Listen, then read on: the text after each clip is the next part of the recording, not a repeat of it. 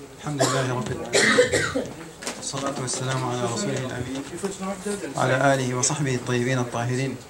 أما بعد، فإن أصدق الحديث كتاب الله، وخير الهدي هدي محمد صلى الله عليه وسلم، وشر الأمور محدثاتها، وكل بدعة ضلالة.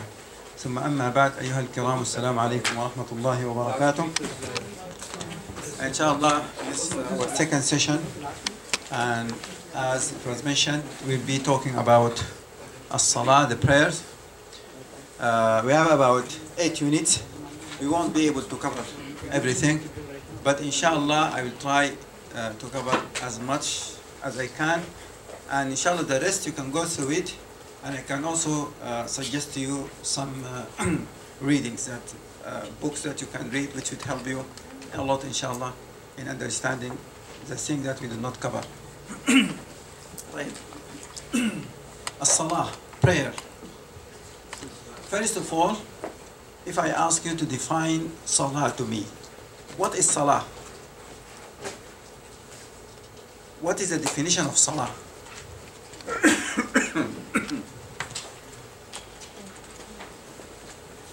What is Salah? What's meant by Salah?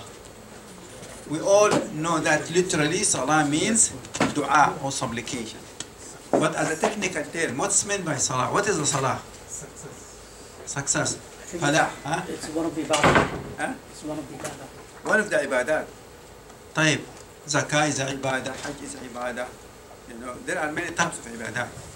You know, a definition has to be very precise and accurate.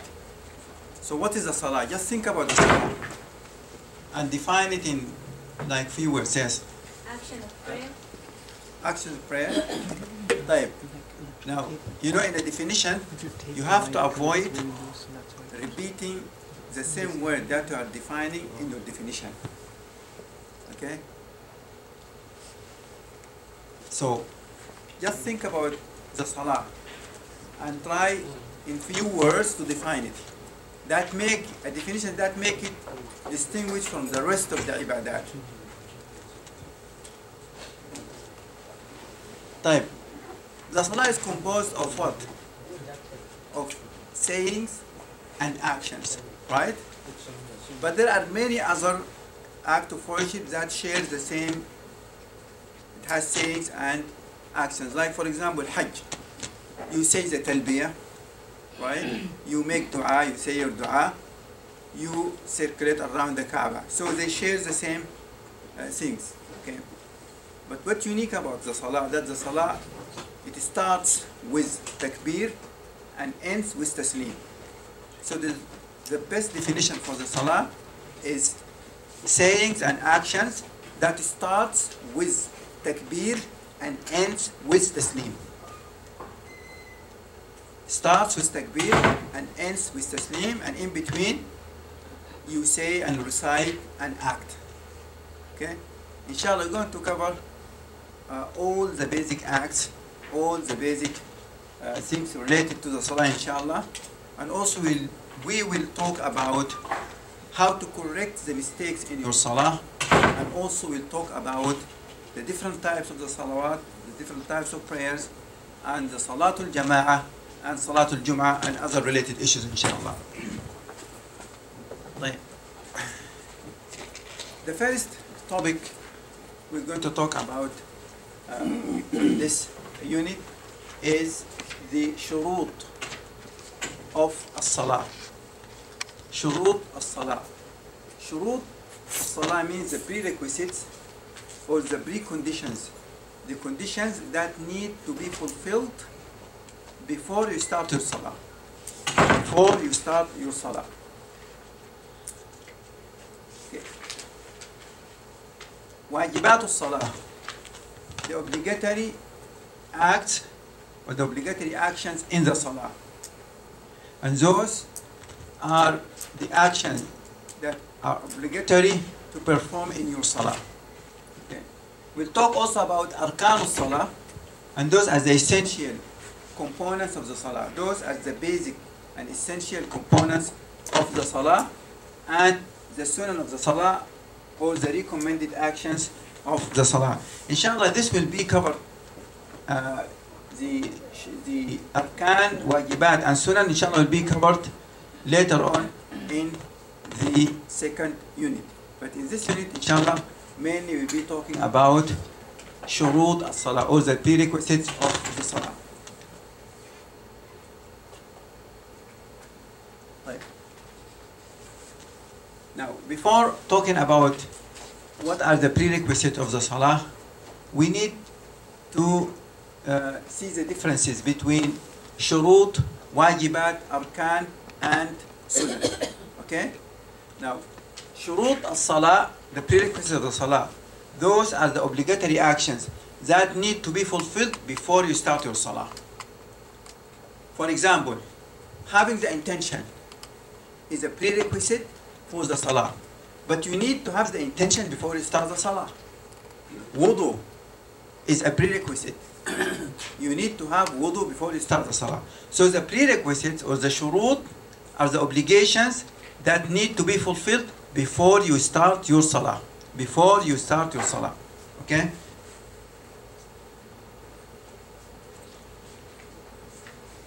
طيب.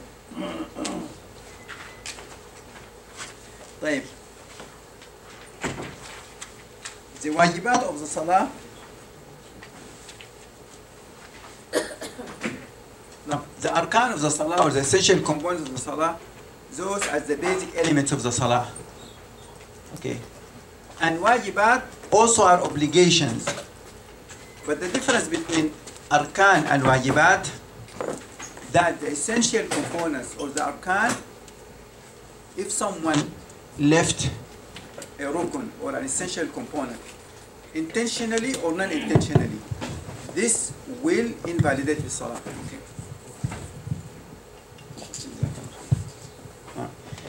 طب again, arkan, the essential components, and wajibat, the obligatory acts of the salah.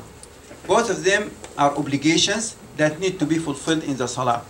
But the difference between the two, that the arkan, if someone left a rukun, if someone did not perform an essential component intentionally or non-intentionally, this will invalidate his salah.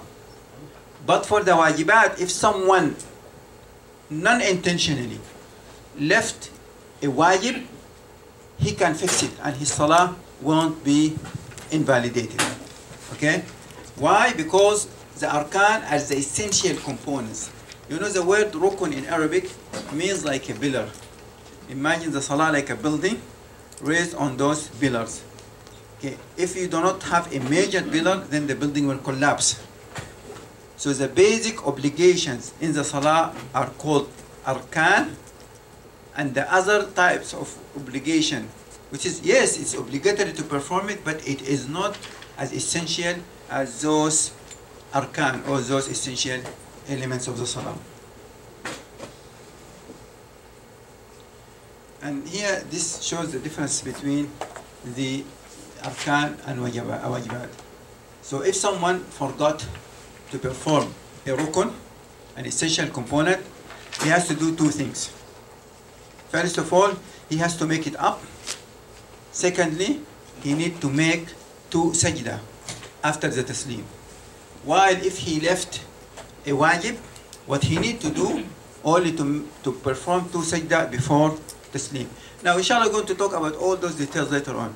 Here just I want to show you the difference between arkan and wajibat. Okay? Now, shurut, prerequisites, are the obligatory actions need to be fulfilled before you start the salah. Arkan are the essential components of the salah. Wajibat are the obligatory acts of the salah. Sunan are the recommended acts. Those are the actions. If you do it, you would be rewarded. If you don't do it, then there is no harm. It won't affect your salah.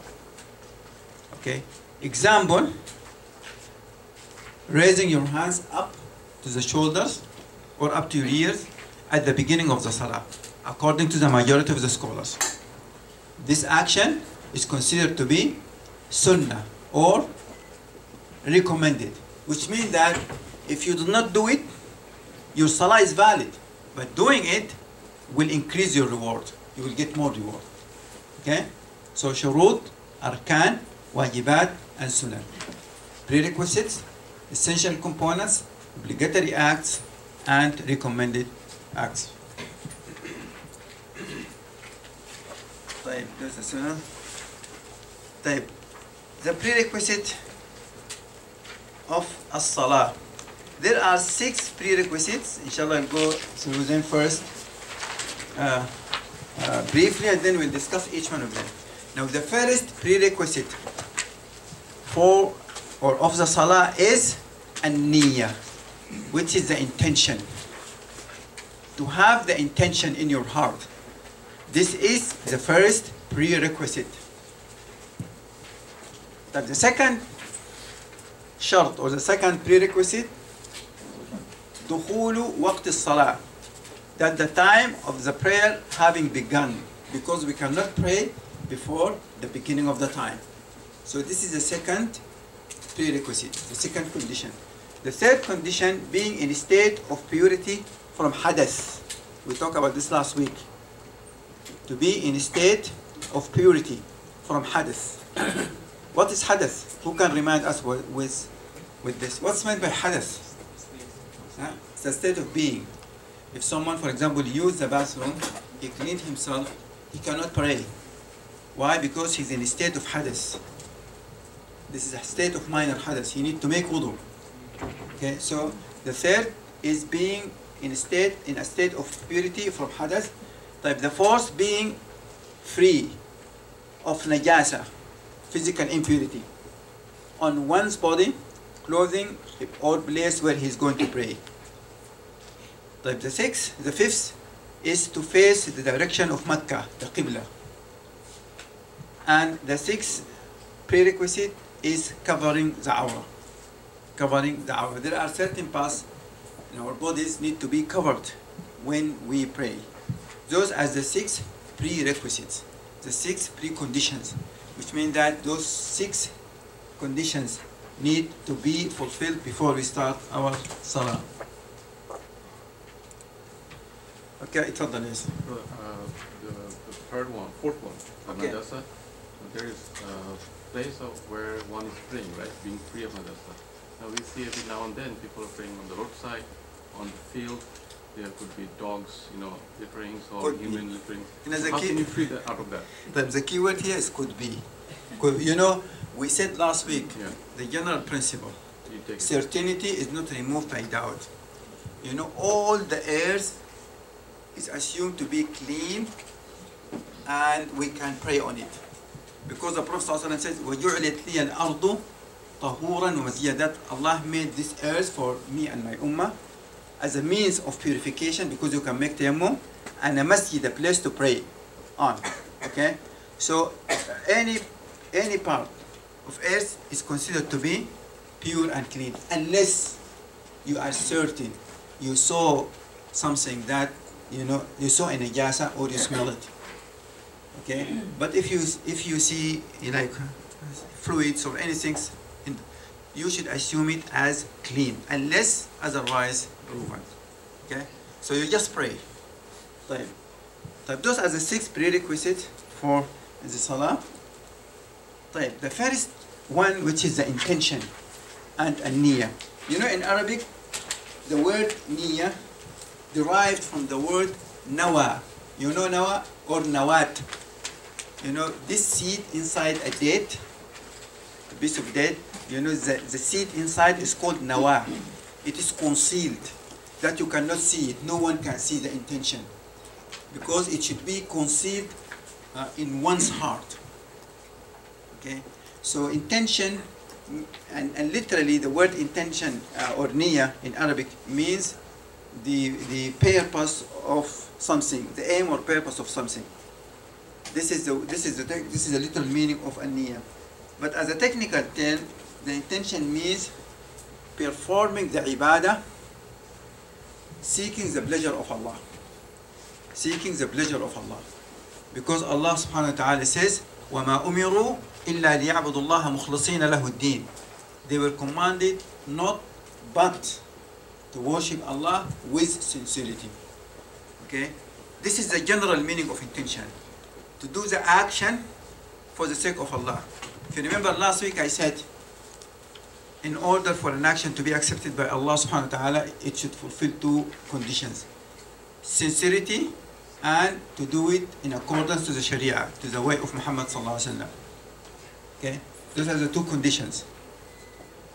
So the intention, the general meaning of the intention is to do the action to please Allah subhanahu wa ta'ala. But there are two types of intentions. The first one is the intention with regard to the one to whom the action is to be done, Allah subhanahu wa ta'ala. And this is ikhlas and sincerity. The other type of intention is the intention of the action itself. For example, you are standing up facing the Qibla. What are you doing now? I am praying. Okay. What prayer? Is it fard prayer? Sunnah prayer? It's a fard prayer. What fard prayer? Is it Maghrib or Isha or Fajr or Zuhr? So that kind of knowledge in your heart, this is the niyyah. Okay, to know what type of ibadah you are performing now. Now the general niyyah is to do the act for the sake of Allah. But there is another type of niyyah that is required. This is the intention to do the action itself. Okay, like I am now praying, I'm now fasting, I'm now giving the zakat, I'm now performing hajj. Okay, those are the two types of intention. Like, remember that the intention is the condition of your heart. It has nothing to do with your tongue. You should not speak your intention. This act is a bid'ah. This act is innovation. Because the Prophet ﷺ all the time used to lead the prayers. It was never reported that he spoke his intention. So speaking your intention is bid'ah, is an innovation. Because it is a condition of your heart. As long as you know what you are doing, this is your intention. You should not speak your intention. Because if you notice, some people when they stood up for the salah, they would speak their intention. Nawaitu an usalliya, for example, salat al-zuhr. This is incorrect. As long as you know what you are doing in your heart, this is your intention. You fulfill the intention. Now, the first point, that the intention must remain with you throughout the ibadah. Yani, you may never interrupt your intention. You don't, it is not required to remember your intention. But you should not interrupt that intention. Like if you are in the middle of the salah, then you intended to leave that salah, your salah is over. Okay? Because you should keep your intention with you all the time. This is different from remembering your intention. Remembrance of your intention is recommended. Why? Because this will help you to have khushu'.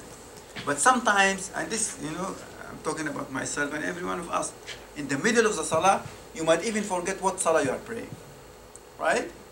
Does this act nullify your salah? No. It will reduce the reward, but it will not invalidate the salah. Because remembering your intention is recommended. But keeping your intention means without interrupting that intention. You should not cut the intention. You should not interrupt the intention. That one is not recommended. Is a compact. It's an obligation. Because if you broke your intention, if you interrupted your intention, then your act will be over. Yes.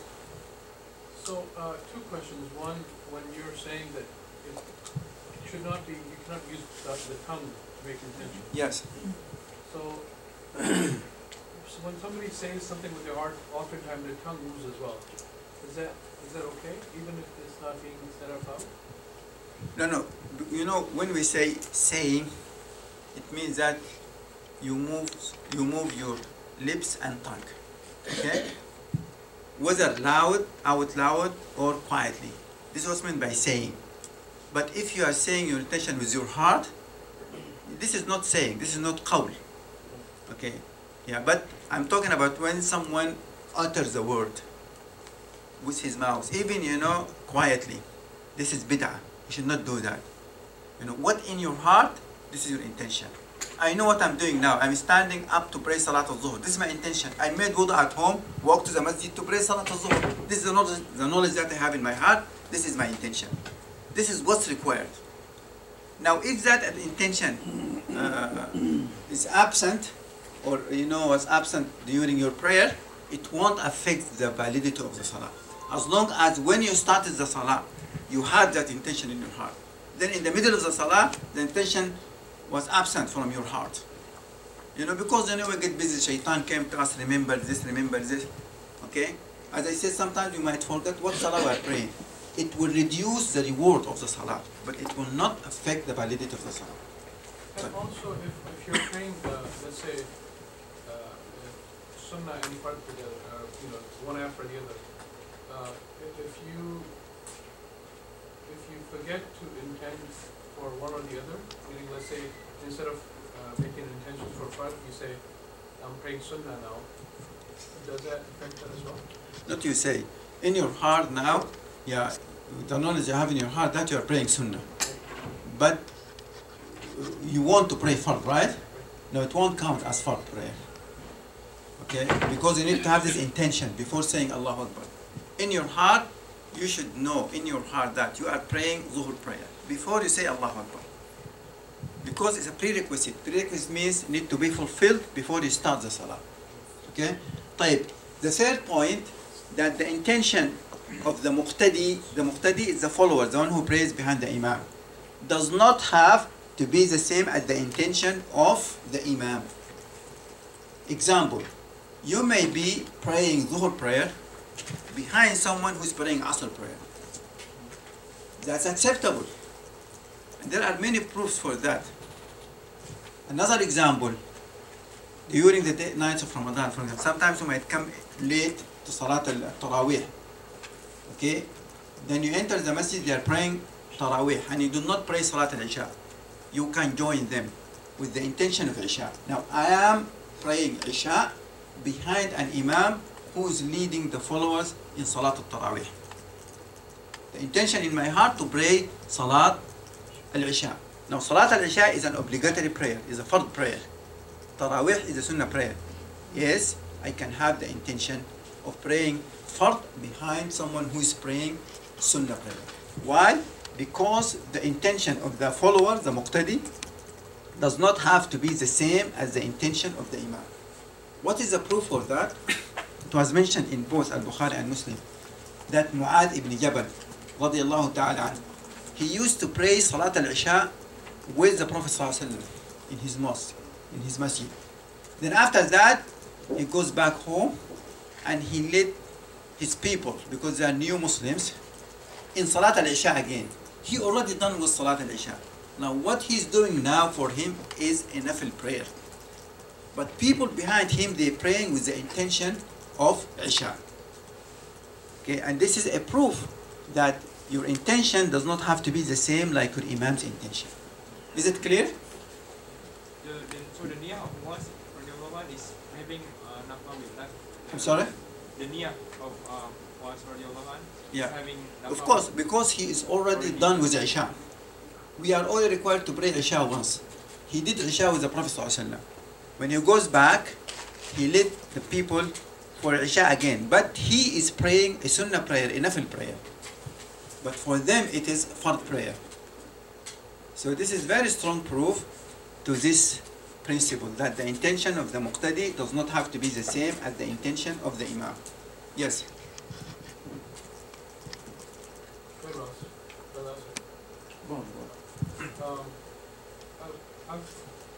I've asked an imam who follows Hanafi madhab if the intention of the imam is the intention of the followers as well. He says yes, if the imam is praying fard, then Everyone has to be praying fard behind him. so is that just a Hanafi madhab, or is this something? طيب By the way, you know, in fiqh, there are many disagreements among the scholars. But all the time, as we mentioned in the first class, you know, last week, that all the time, you can follow a madhab, there is no problem. But any time, if you find out that this specific opinion in my madhab is not the right opinion, then I should leave it and follow the right opinion. Now that hadith of Mu'adh was mentioned by both Al-Bukhari and Muslim. It's an authentic hadith, and it clearly indicates that Mu'adh was leading his people in Asha prayer. He was praying Sunnah prayer, Nafil prayer, while everyone behind him prays in Nafil, Isha, Fard prayer. Okay? So we have a situation where the Imam's intention is different than the Muqtadi's intention. Okay? And there are many hadith. For example, one day, and this is also authentic hadith, the Prophet ﷺ, after Salat al-Zuhr is over, a man enters the masjid after the Salah was over. The Prophet ﷺ asked him, why you are late? He says, because of such and such. Then the Prophet ﷺ turned to the Sahaba and said, Man yatasaddaq ala hada? Who would volunteer and pray with this man? So one of the Sahaba stood up and prayed with him. Now here we have two people praying two different salah. One of them missed Zuhur, and this salah for him is a fard prayer. The other one already done with Zuhur prayer, but he is the leader. So the intention of the Imam is different from the intention of the Ma'mum. This is another example. Yes? Is the Iqamah called in that situation? طيب, inshallah, we will talk about the Iqamah later on. Calling the Iqamah. If the Iqamah and the Adhan is being called in the masjid, then calling the Iqamah or the Adhan, it's not anymore an obligation. Okay? We'll talk inshallah later on about Iqamah and Adhan inshallah. Yes? I think I got my answer from your last example. Okay. But if the intention is known in the sense, like the example you gave, they are doing Taraweeh prayer, right? The Imam. Yes. And someone is running late, say I'm running late. I know they are doing Taraweeh. Should I join that in that case because I know the intention, or should I do my Isha Salah separately and then join the... Yeah, it's better. You know, you can do that, but you know, it will be like chaos. The Imam is reading loudly, and you won't be concentrating in that Salah.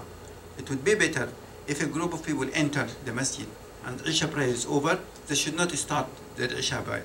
It will end up, you know, they're praying Isha while the Imam is praying Tarawih, and it creates a lot of, you know, confusion for people.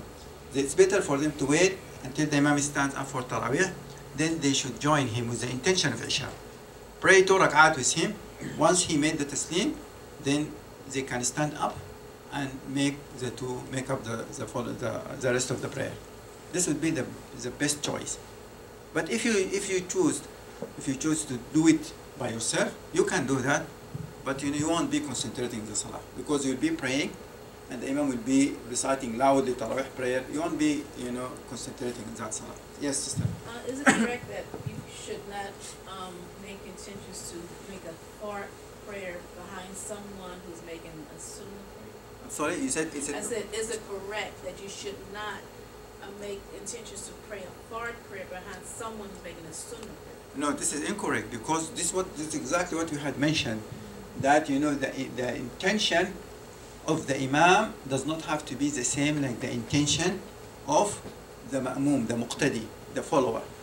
I can be praying a fard prayer behind an Imam who's praying a Sunnah prayer. And we gave the example of you missed Isha and they're praying Tarawih. You can join them with the intention of Isha. Okay? Yes? Going back to the previous slide, you said that the intention was to remain with the person throughout the ibadah. Can you give an example of how, like, you would break that? Break it? Yeah. طيب. Like for example, if you enter the masjid, the salah is over, Salat al-Zuhr is over, you started praying your Zuhr prayer. While in the prayer, a group of people enter the masjid, and you hear them making iqamah, and they want to establish a jama'ah. Okay? Then, if you intended in your heart, okay, to get out of this salah, to join this jama'ah, you can do that. In fact, it would be recommended to do that. Just, you know, interrupt your intention, intend in your heart to get out of this jama'ah and then join them to pray Zuhr. Okay, so if someone intended, I will give you a clear example if you are fasting and someone intended to break his fast. But he went to the kitchen and he could not find anything to eat. Yeah? Whether he ate or not, his fasting is over. Okay. Because I know intention is type. You know, when you're